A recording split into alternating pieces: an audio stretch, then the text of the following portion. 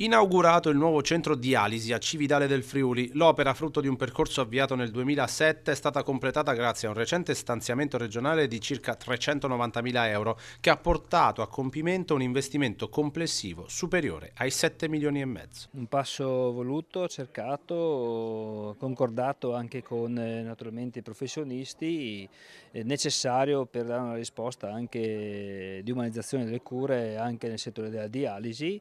Da tempo aspettata su questo territorio, ricordo che il contributo risale al 2010-11, quindi insomma tanti anni fa, quindi un buon risultato per ASUFS ma soprattutto per gli utenti della dialisi.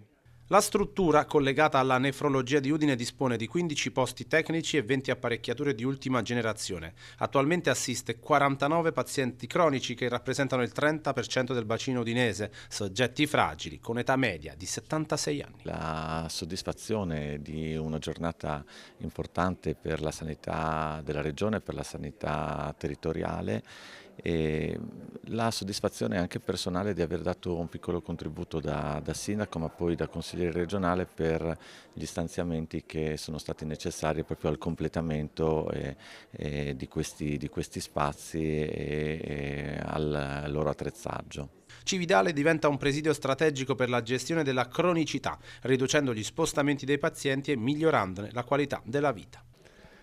Come tutte le scelte che vanno incontro alla trasformazione del sistema. Oggi parliamo di dialisi, ma potremmo parlare di tante altre specialità che oggi vengono affrontate nella tipologia del cronico, che facciamo un po' fatica a far passare come un elemento che invece migliora le condizioni delle persone, tra l'altro in una condizione di prossimità, è la trasformazione della capacità di risposta al bisogno delle persone.